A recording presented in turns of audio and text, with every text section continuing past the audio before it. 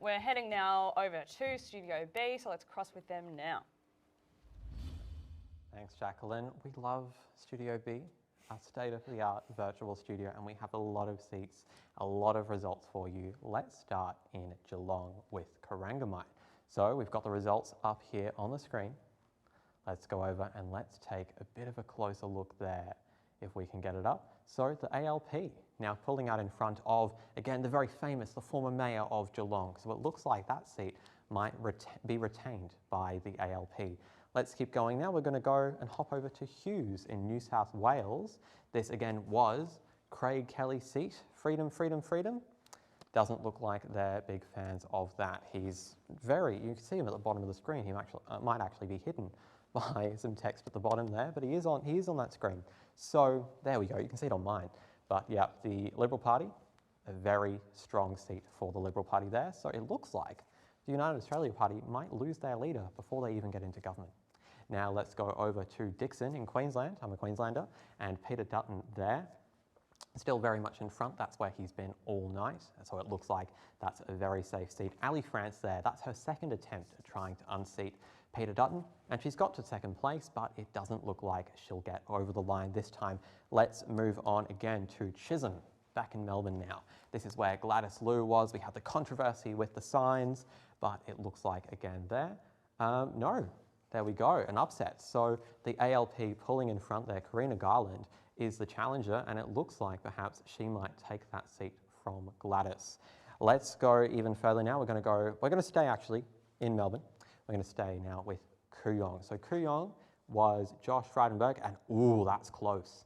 Let's see if we can get in on that. So Monique Ryan there, a challenger. It looks like she is just behind, but that's by about 20 votes. 20 votes in that one. So it's going to come really down to preferences there. So that one is going to be one to watch, and it's really going to go down to the wire. Let's stay in Melbourne with Casey. Now this is the seat of retiring Speaker Tony Smith. He's had that seat since 2001, but last year he said he doesn't want to be the Speaker of the House anymore. He's stepping away from politics. So the big question here is, will they stick with the Liberal Party? And, you know, it doesn't look like we'll find out from that chart. No party names there. So we'll move right along, swiftly along to Bass with Bridget Archer, again famously crossed the floor, one of the 5 against the religious discrimination bill. Let's take a look. Very safely holding that seat there. Labor, yeah, a bit further behind. Will Greens' preferences get them over the line though? Again, we live in a very dynamic democracy with our preference system, and so it really is going to come down to the line with a lot of these seats. Let's go to Indy now. They're supporting independent Karen Phelps. So very apt name there. Let's see. No, not Karen Phelps, Helen Haynes. Helen looks like she'll retain that seat as well. So let's now finish on Goldstein. Now this was the battle between Zoe Daniel, ABC journalist, and Josh Frydenberg. Will she unseat the Treasurer? Let's have a look at the numbers over here. And let's take a closer look. Tim Wilson just out in front. Zoe Daniel there, independent, just a bit behind. Will the ALP preferences, though, get her over the line? They just might, because 675, if you add that, that would put her over the top. So again, preferences are really going to be the story of this election.